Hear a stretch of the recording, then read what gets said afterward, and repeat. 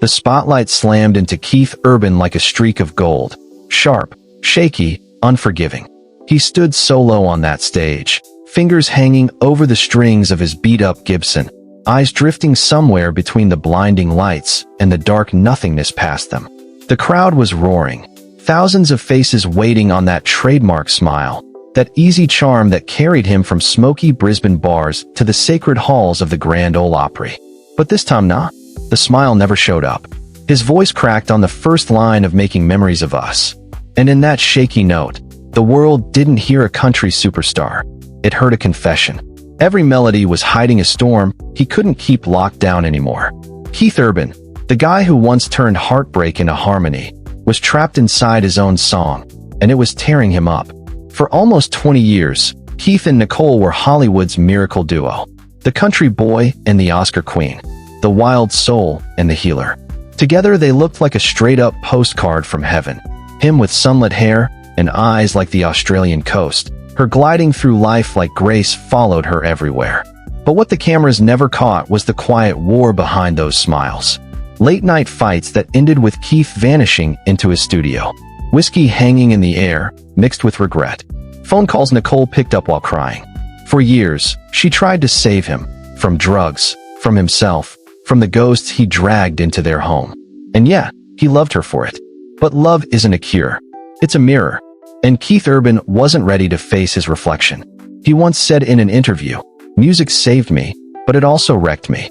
That contradiction lived in every inch of him. The kid who found salvation in a guitar grew into a man chained to applause. Every standing ovation felt like oxygen. Every silence felt like drowning.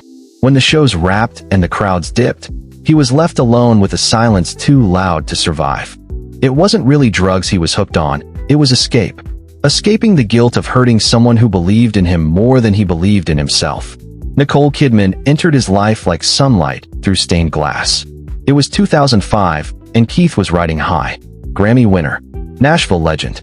The rebel who made country music cool again. She was rising from her divorce with Tom Cruise, carrying pain with elegance and loneliness with poise.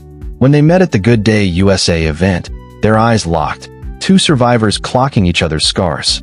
She later said, "It was instant. I saw the man he could be." What she didn't see was the war still raging under that charm. The battle with an old enemy called addiction. On their wedding night, he promised her forever. But forever is shaky when your heart's split between heaven and hell. Within months, the darkness crept back in. Keith started drinking again, stashing bottles in guitar cases, showing up late, laughing too loud, eyes way too empty. Nicole begged him to go to rehab. "If you love me," she whispered, "you'll fight." And he did, but not before snapping every promise he made. In 2006, just 4 months after their wedding, Keith Urban checked himself into the Betty Ford Center. The tabloids screamed scandal. Nicole called it a rescue mission. She stood outside those clinic doors for weeks, ignoring the noise, holding on to faith that love could beat what fame had broken. Inside, Keith spent nights staring at the ceiling, haunted by her voice, by the quiet devastation on her face as he walked away. "I remember thinking," he later admitted, "if she leaves, I deserve it. But if she stays, I'll never be enough." He came out clean, sober, ready to rebuild. But sobriety doesn't wipe memories, it turns the volume up. He toured again, won awards again, smiled again. But every time he saw her on a red carpet, flawless and glowing, he felt smaller, like a ghost stuck in someone else's fairy tale. Nicole had rebuilt herself while he was still figuring out how to live without chaos as a crutch. The gap grew, silent but heavy. They loved each other hard, but love under pressure turns into a performance, and Keith Urban was exhausted from performing. By his 50s, the cracks were obvious. Behind interviews full of gratitude and humility, his songs got darker. Lyrics about loss, forgiveness, and love that hurts more than it heals. The Fighter wasn't just a hit. It was a cry for help. "I know he hurt you, but I'm not him," he sang. Except he was. He was both. The man who hurt and the man begging to heal. The truth he'd dodged for years finally came up. Sometimes walking away isn't betrayal, it's mercy. When he turned 57, Keith Urban finally stopped running.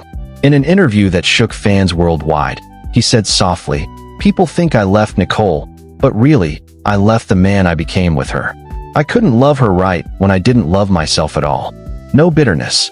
Just exhaustion. The kind you get after fighting the same war solo for years. The camera zoomed in. His hand shook a little. The gold ring was gone. She saved my life, he added. But you can't live on someone else's breath forever. For the first time, the world didn't see a country icon or Nicole's ex-husband. They saw a man stripped bare, standing in the wreckage of a love too pure to survive the fire. That night after his Sydney concert, when the lights went out, Keith stayed behind on the empty stage. Crew packed up. Fans cleared out. Silence took over. He stared at the dark seats and whispered, "Thank you, Nick." No cameras. No applause. Just a man and his ghosts. Then, real quiet, he strummed one last chord. It echoed forever, trembling like a heartbeat refusing to die. That was the moment Keith Urban stopped being a story and became a confession. Long before the awards, arena lights, and walls of guitars, there was a boy sleeping in the back of a truck under a cold Queensland sky. Keith Lionel Urban wasn't born into fame. He was born into the slow ache of regular struggle.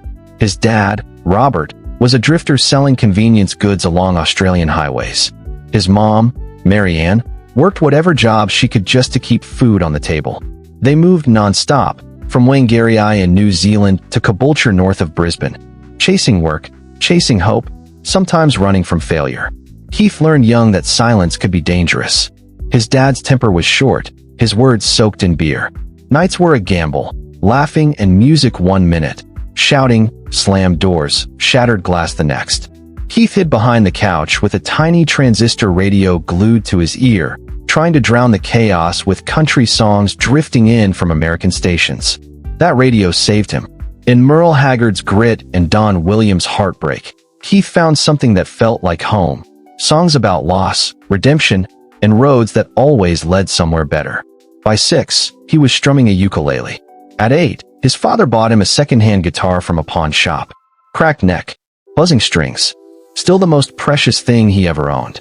He played till his fingers bled, teaching himself by ear, not books. No lessons, just obsession and a quiet need to turn pain into sound. School didn't go much better. He was the shy kid with long hair, too sensitive, too quiet, drifting off during math and history. Kids mocked his accent, his clothes, his stutter. He didn't swing back. He just went home and played louder. When words failed, the guitar spoke. That became his armor, for life. Years later, he admitted, "Every time I played, I felt like someone else, someone stronger." By 12, he was playing pubs, standing on a beer crate so people could see him. Smoke, sweat, cheap whiskey everywhere. Men laughed and clapped as this tiny kid sang Heartbreak, way beyond his years. His father drank in the same bars, cheering loud, proud, and blind to how that world was swallowing his son whole. Music was an exit, but also a trap. In those bars, Keith saw addiction up close. Men drinking to forget, laughing to survive, falling apart by midnight. Those images burned into him, waiting to come back later, when he'd become one of them. The Urban family wasn't cruel, just broken in the way poverty and dreams collide. Robert pushed Keith hard. Play better, try harder, never quit. But love wrapped in pressure can feel like punishment. "I just wanted him proud of me," Keith once said. "So I tried to be perfect." Perfect doesn't exist, and chasing it nearly killed him. That hunger for approval became his first addiction. Not booze, not coke, validation.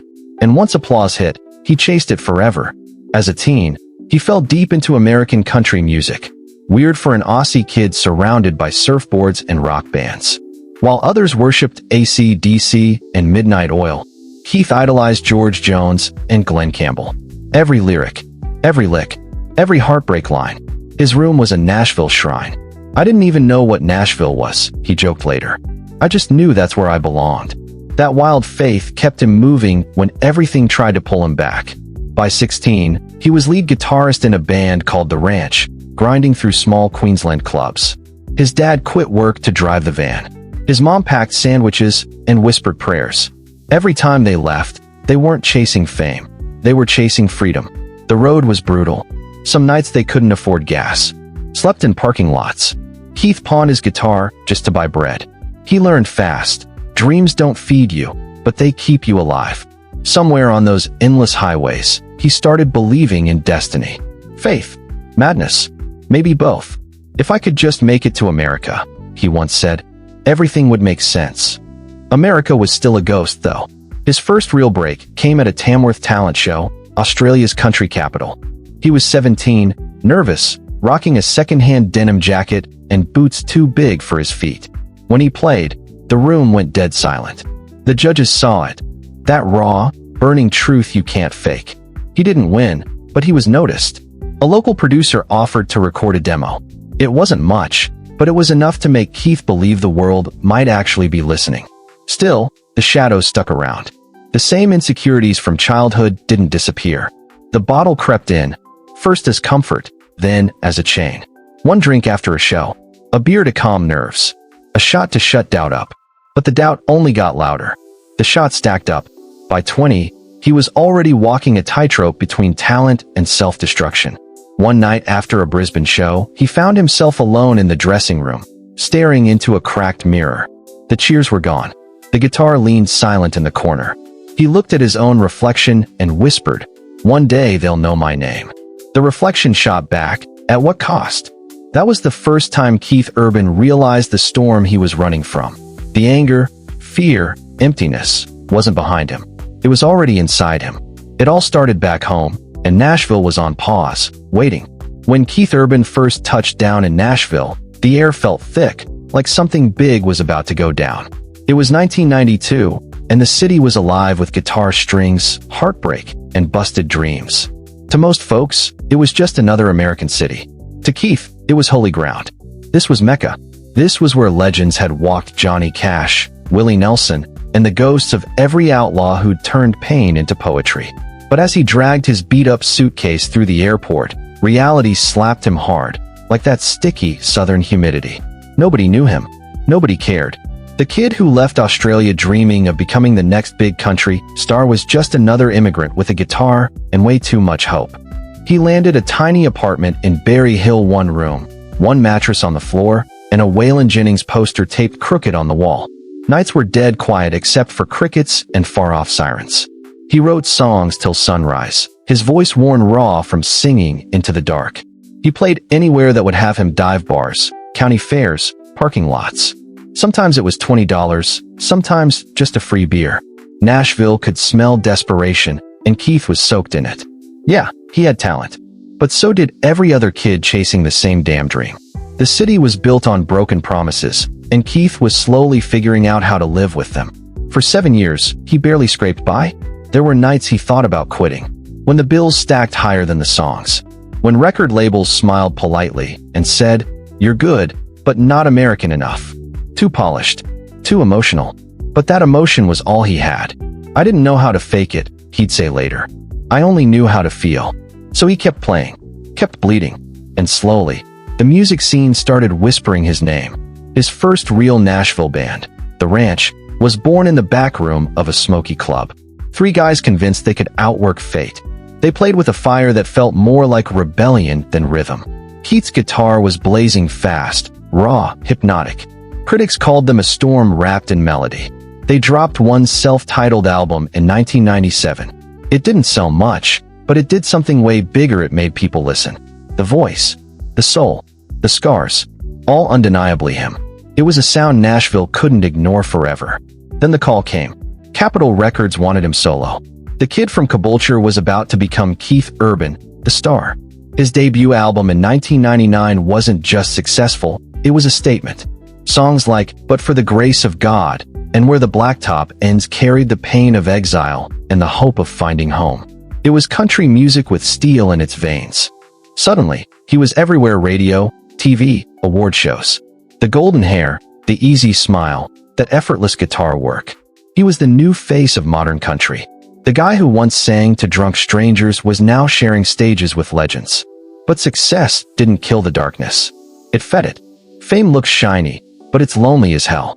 The more he smiled for cameras, the emptier he felt backstage. Tours blurred into one long loop: hotel rooms, buses, applause that faded way too fast. Old habits crept back in. A drink to chill, a line to stay sharp, a pill to crash. Nashville's golden boy was quietly unraveling, one encore at a time. "You can't outrun yourself," he'd say later. I tried. I played every city, faced every crowd, and still found myself waiting at the end of every show. Then, right in the middle of the mess, she showed up. Nicole Kidman. Hollywood royalty. Porcelain skin. Eyes that saw straight through you. They met in 2005 at an event honoring Australians in LA. He was still the wild musician. She was the Oscar-winning actress fresh out of a long, very public marriage to Tom Cruise. Both carried damage. Both knew how to smile while bleeding quietly. I remember thinking she was way out of my league, Keith said later. Then she smiled, and I forgot how to breathe. The connection wasn't fireworks. It was gravity. Within months, they were inseparable. Nicole called him her cowboy. He called her Nick. For her, he was warmth after years of control. For him, she was light after years of noise. She made me want to be a better man, he said. I just didn't know how. They married in June 2006, a candlelit ceremony in Sydney. The press called it a fairy tale. The movie star and the country boy, both Aussie-born, finding each other halfway across the world. The photos showed perfection: Nicole in lace, Keith in tears, a kiss that promised forever. What they didn't show was the fear in his eyes. The quiet voice telling him he didn't deserve her. That every time he was loved, he somehow wrecked it. It didn't take long for cracks to show. Keith slid back into old habits: the drinking, the sleepless nights, the endless studio sessions that blurred into nothing. Fame came back, and so did the demons.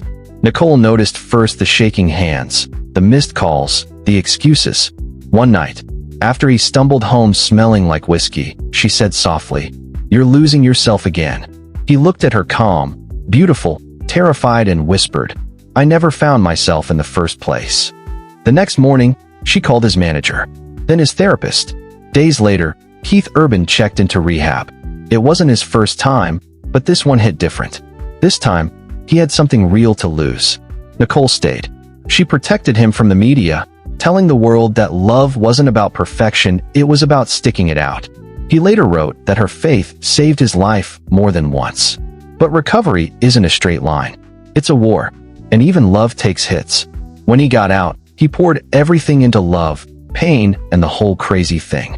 The title said it all. Songs like Stupid Boy and Everybody carried the weight of a man rebuilding from ruins. Critics called it his masterpiece. He called it a love letter to the woman who never quit on him. For a while, things looked solid again. Red carpets hand in hand. Their daughter Sunday Rose was born in 2008. A quiet life in Tennessee. But beneath the calm, another storm was loading. Keith was sober, but sobriety doesn't erase guilt. Every time he looked at Nicole, he saw forgiveness, and it scared him. Forgiveness means facing what you did. He loved her deeply, but love built on rescue doesn't last forever. The kid who once chased applause now chased redemption, and he didn't know which was harder. In Nashville, he was a legend. At home, he was just a man trying not to fall apart. And deep down, he feared his music would one day cost him everything, especially her. At first, Keith believed love could shut the demons up. For a while it did. Nicole filled the empty rooms inside him with warmth and laughter. Waking up to her voice, soft and steady, almost made him believe he was healed. But recovery isn't about no pain. It's about choosing not to run from it. And Keith, fame and all, had never learned how to stay. After love, pain, and the whole crazy thing, his career exploded. Tours sold out in minutes. Albums topped charts worldwide. To the public, he was the comeback king, the perfect husband beside the perfect wife. Behind the scenes, he was slipping again. The spotlight that once saved him now burned like judgment. He was expected to be grateful, happy, sober, the poster boy for redemption. Every applause felt like another test he'd fail. He started drinking again, quietly at first. A glass of wine backstage. A few beers after shows. Just to take the edge off, he told himself. But the edge never dulled. Soon it was blackout nights and shame-filled mornings. The old Keith was back, wearing the same smile, telling the same lies. Nicole noticed before anyone else. She always did. The unanswered calls. The whiskey on his breath. The empty stare during interviews. She tried gentle, then desperate. "You're slipping," she said one night, tears streaming. "You promised me." He turned away, ashamed, saying he was fine. She knew better. She'd lived with denial before and could hear it in every word. In 2009, right after another Grammy win, Keith hit bottom. On stage, he was on fire. Backstage, everything collapsed. Alone in his dressing room, staring at the gold trophy, he whispered, "Why doesn't this feel like anything?" He should have been on top of the world. Instead, he felt empty. The applause faded fast, leaving only the ache of a man who climbed the mountain and found nothing waiting. That night, he vanished for 2 days. When he came back, Nicole was there. She didn't yell, didn't beg. She just said, "I can't keep doing this." That hit harder than any intervention. For the first time, he saw the damage in her eyes. The exhaustion of loving someone who wouldn't save himself. She was done, he admitted later. And I realized I was about to lose the only person who still believed in me. He checked into rehab again, this time in Tennessee. And this time, he didn't do it for her. He did it because he finally understood that love can't survive lies. You can't love someone and hide from them at the same time, he wrote. Inside rehab, everything was stripped away. No music, no stage, no cameras. Just him and the mirror. He faced the parts he buried under fame and boozed: the scared kid, the angry son, the lonely man pretending he was okay. "I thought fame would fill me," he told his counselor. "But it only made me hungrier." Nicole visited often. Sometimes they just sat in silence. She brought books, letters, reminders that the world was still there if he chose to come back whole. "I don't need you perfect," she told him. "I just need you present." He nodded, knowing how hard that was. Applause was easier than forgiveness. The stage was easier than real life. When he got out, Keith spoke openly. "I'm a work in progress," he said. But privately, the question haunted him: could love survive too many second chances? They tried. They really tried. 2 daughters, Sunday Rose and Faith Margaret. A home filled with music and light. But the foundation was cracked. Every argument reopened scars. Every silence echoed the past. Nicole carried her pain with grace, throwing herself into roles women, smiling publicly while breaking privately. Keith watched, proud and guilty. He wrote songs for her, about her, around her. "Without you, for you," parallel line. Each one a confession in disguise. "She's in every song I write," he said, even the ones about loss. By the time he reached his mid-50s, the marriage was running more on memory than connection. They still showed up together, still held hands, still talked about forever, but forever had quietly run out. The space between them wasn't counted in miles anymore. It was counted in moments, missed talks, dead quiet late nights, and eyes that just didn't lock the same way. By 2023, the rumors started buzzing. Tabloids were low-key murmuring about a split, about Keith clocking way more TMA in studios than at home, about Nicole dropping those vague, low-key heavy interviews on love and loneliness. They shut it all down like they always did. Same old denial. But the people close to them? Yeah, they already knew. The love wasn't gone. It just burned itself out. Too much heat, too much hurt, too many comebacks. "We didn't stop loving each other," Keith would admit later. "We just ran out of places to hide from the truth." The day he finally walked away was quiet as hell. No shouting, no dramatic goodbye. Just 2 tired souls standing in a doorway, worn out from trying to save something that was already done. Nicole softly said, "Take care of yourself." He nodded, eyes glassy, voice barely there. "You taught me how." When the door shut, Keith looked around the empty house, the piano, the photos, the leftover echoes of laughter. And for the first TA in decades, he didn't reach for a bottle. He grabbed his guitar. The first chord came out low and shaky, almost human. It sounded like surrender, and maybe, just maybe, the start of redemption.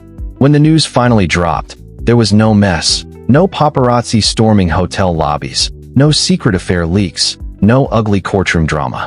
Just a calm statement on a gray morning. Keith Urban and Nicole Kidman have decided to part ways amicably. The world gasped. Hollywood whispered. Nashville went dead silent. For nearly 20 years, they were proof that love could survive fame. And still, like all legends, it didn't end with a bang, it ended with a sigh. At 57, Keith Urban looked older, yeah, but not weaker. Silver streaked his hair. His eyes were softer, his smile smaller. The wild spark that once set stages on fire had mellowed into something fragile, a peace earned the hard way. When he finally said yes to a televised interview months after the split, he didn't roll in with a publicist or a script. Just him, a black coffee, and a guitar leaning on the chair next to him. The host asked gently, "What really happened?" Keith took a deep breath. "Everyone thinks I left Nicole," he said, voice low but steady. "But the truth is, I left the version of me that couldn't love her right." He didn't point fingers. Not at her. Not even at himself. He just told it straight. The kind of truth that doesn't need excuses.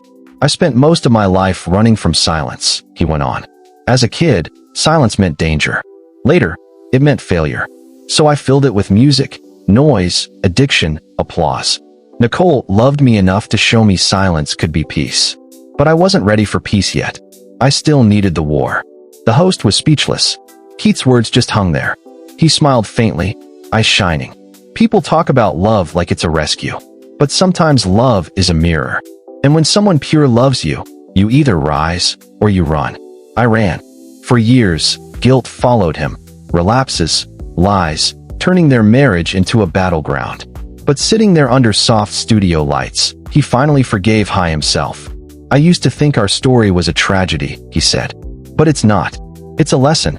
She was the calm I didn't know how to live in. After the divorce, Keith disappeared from the spotlight. No tours. No red carpets. No posts. He spent months in quiet places. Montana, New Zealand, back home in Kabul.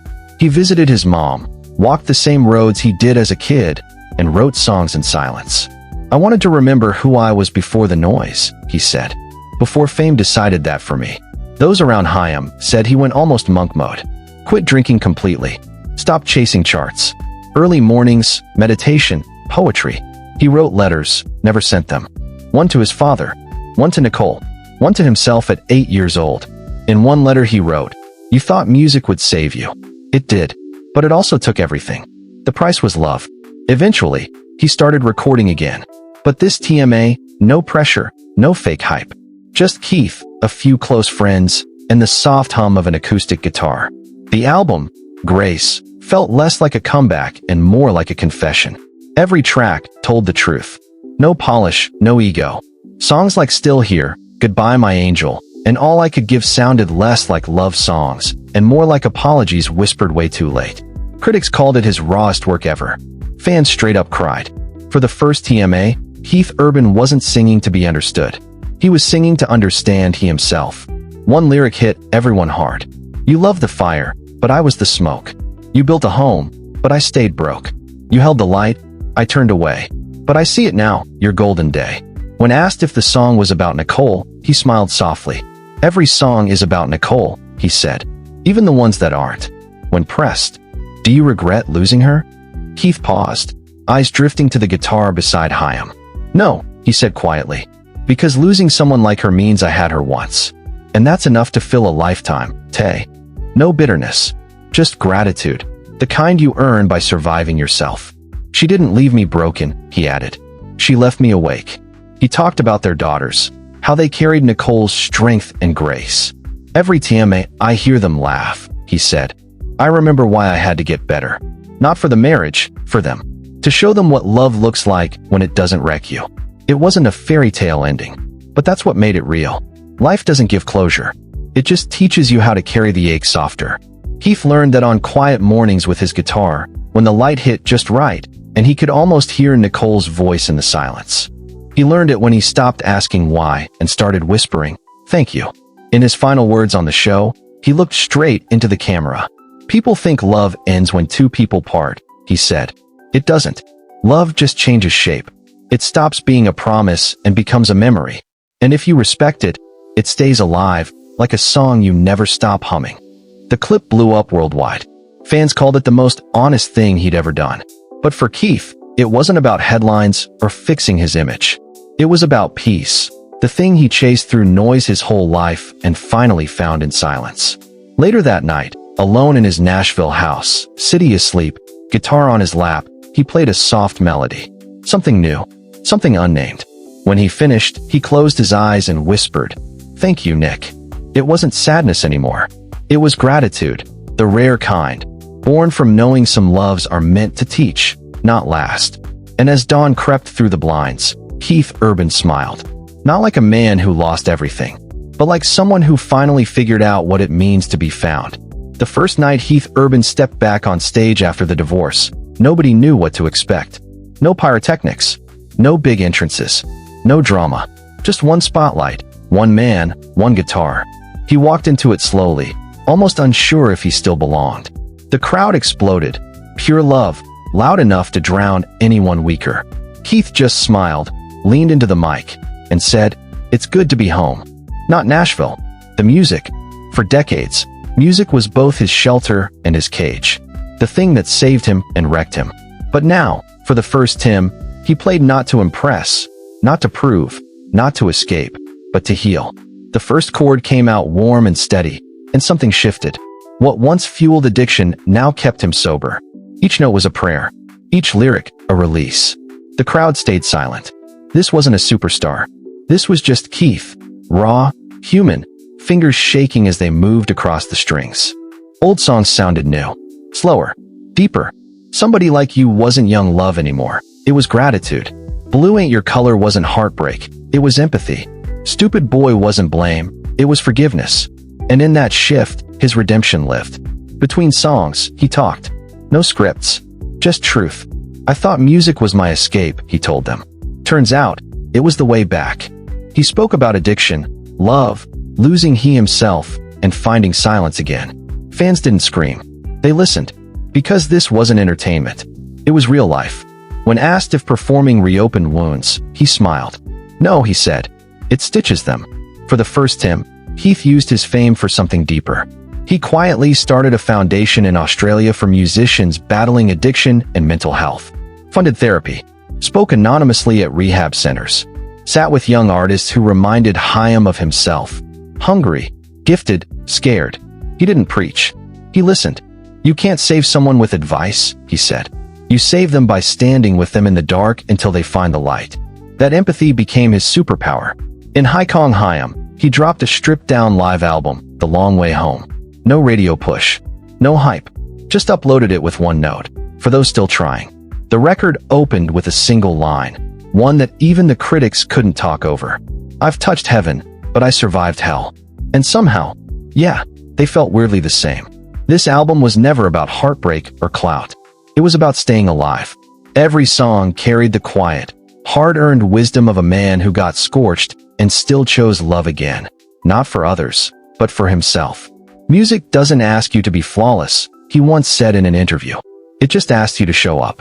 He started touring tiny venues again, on purpose dodging stadiums, churches, theaters, community halls, low-key rooms where he could see every face, hear every breath. No set lists, no rehearsals, just straight-up raw feeling. Fans cried openly. Some yelled, "Thank you," through sobs. Others just stood there, holding hands with strangers. In those rooms, Keith found something cleaner than fame, real connection. He talked about Nicole a lot, not with regret, but with pure respect. "She believed in me when I couldn't believe in myself." He'd say she was the lighthouse. "I was just too damn blind to see the shore." The room would go dead silent, like no one dared to breathe. Then he'd smile softly, hit a chord, and add, "But she still lights the sky." Offstage, Keith lived simple. A small cabin in the hills outside Nashville. No entourage, no nonstop parties. Just him, his guitars, and a rescued dog named Sunday. Mornings meant coffee and meditation. Nights closed with quiet music and gratitude. He stopped counting hits and trophies. He started counting days. Days of clarity, peace, tiny joys. "I used to chase applause," he said. "Now I chase quiet." One performance, though, changed everything. A mental health benefit in Los Angeles. Keith walked on stage unannounced, guitar in hand. The crowd gasped when it clicked. He started playing Parallel Line, but halfway through, his voice cracked. He stopped, smiled, and said, "That's okay. Life breaks your voice sometimes. Just keep singing anyway." The room froze. Then slowly, the crowd sang the chorus for him. Thousands of voices lifting his melody. Imperfect. Human. Real. Keith bowed his head and let it wash over him, tears cutting down his face. That was the night he finally understood grace. Later, he put it like this: grace isn't forgiveness. It's when you stop punishing yourself for being human. His next project wasn't an album, it was a documentary. Unmasked, the Keith Urban story. No gloss, no hype. It showed withdrawals, therapy, silence. It showed him visiting young addicts in hospitals, sitting on cold floors with a guitar, teaching them one single chord. If you can play one note, He told them, "You can survive one more day." The film won awards, but Keith skipped the ceremonies. "I already won," he told his daughter when she asked why. "I'm still here." By the time he turned 57, chaos had faded into stillness. The man who once drowned in applause learned how to breathe alone. "You don't defeat your demons," he said. "You learn their names, and then you make peace with them." And in that peace, Keith Urban found something stronger than success: freedom. Every night before sleep, he lit one candle and whispered, "Thank you." Not to anyone specific, to the universe, the music, the people who loved him through the worst of him. And maybe, somewhere far away, Nicole Kidman felt it too, that quiet ripple in the dark saying, "I remember." "I'm grateful." The arena lights dimmed. Everything went still. The kind of silence Keith once feared, but now held like an old friend. He stood at the edge of the stage, fingers brushing the strings of his beat-up Gibson, the same guitar that carried him through every war. Addiction, loss, love, redemption. His hair fell into his eyes as he scanned the sea of faces glowing in the dark. No smoke, no flash, no spectacle, just that hum before something real. Softly, he said, "This one's for anyone who ever thought they were too broken to start again." The crowd exploded, but Keith didn't wait. He played. Slow. Intentional. The first notes of a brand new song, never heard before. The melody lifted like a prayer, simple, haunting. Each chord heavy with a life lived fully, painfully, beautifully. His voice shook, not from weakness, but from truth. "I built a home on shifting sand. Lost my way and lost your hand. But somewhere out there the stars still shine. I learned to walk when I ran out of time." Tears streamed everywhere. This wasn't just music, it was release. Every lyric peeled back his past, revealing the kid from Queensland, the dreamer in Nashville, the husband, the father, the addict, the survivor. All of them standing there, singing in one body. For Keith, it was never about erasing pain. It was about honoring it. Behind him, a giant screen rolled black and white moments from his life. The small house in Queensland, his parents' worn smiles, his first band, endless highways, neon nights, Nicole's laughing eyes, his daughters running through grass. The crowd fell silent again. Not nostalgia, gratitude. As the final chorus swelled, Keith closed his eyes. "I used to think music was what I did," he whispered. "Turns out, it's who I am." He hit the last chord and let it hang. The note shimmered, echoed, softened, then faded like a heartbeat slipping into calm. No one clapped right away. Hands on hearts. Heads bowed. One long breath. Then applause rose, quiet at first, then massive. Not celebration. Love. Keith smiled, the kind you earn only after forgiving yourself. He looked up, whispered, "Thank you," and walked off stage. Backstage, alone in his dressing room, sweat soaking his shirt, guitar resting beside him, he didn't grab his phone, didn't scroll. He just sat, listening to the distant echo of the crowd through concrete walls. That sound, alive, far away, was enough. He drank water, wiped his face, met his eyes in the mirror. For the first time, he saw a man at peace. He thought about the kid playing smoky bars for coins, the man who burned bridges, the father watching his daughters grow strong and kind. Every version of himself still there, stitched together by melody and mercy. "You did good," he told his reflection. "You finally did good." Months later, a live recording of that final song dropped without warning. No promo, no hype, just a quiet upload and a simple thank you to life. It blew up overnight. Fans flooded socials with stories and tears. Radio spun it nonstop. Critics called it the most honest goodbye in modern music. Keith didn't call it a goodbye. "It's not the end," he said later. "It's just the quiet between two songs." He moved back to Australia for good, buying a small ranch near Byron Bay. Open fields, ocean wind, peace, mornings with coffee and waves, afternoons riding under trees, evenings with his daughter's laughter filling the air. Sometimes Nicole joined them, still part of his life in ways that didn't need labels. Shared memories, shared smiles, shared peace earned the hard way. One summer night by a bonfire, guitar on his lap, stars scattered overhead, someone asked if he missed the old life, the fame, the roar, the chaos. He paused, smiled, and said, "You don't miss the storm once you learn to love the rain." He strummed softly, humming to himself, a melody no one else knew. Eyes closed, lips moving, maybe a prayer, maybe a thank you. In that stillness, it came full circle. The boy who ran from silence finally made peace with it. In the years after, his impact stretched far past charts. New artists called him not just an icon, but a mentor. His songs became proof that beauty isn't born from perfection, it comes from survival. His foundation for recovering musicians spread worldwide, giving hope to thousands. And through it all, his music, bare, gentle, fearless, kept reminding the world that brokenness isn't the opposite of beauty. It's part of it. When he turned 60, a journalist asked how he wanted to be remembered. Keith smiled. Not the hits, he said. The healing. That night, he played again. Not for cameras, not for crowds, but for himself. Under the same stars that watched him his whole life, guitar in hand, he played the last song once more. If love is fire, then let me burn. If loss is truth, then let me learn. And if this is the end, I won't be afraid. 'Cause every ending sings the song I made. The sound drifted into the night, blending with wind and waves. A farewell, a prayer, a promise. Keith Urban didn't need the world to remember him as a legend. He only wanted to be known as a man who fell, got back up, and kept singing. And somewhere in the echo of that final chord, his story, his pain, his grace, his fire, kept living.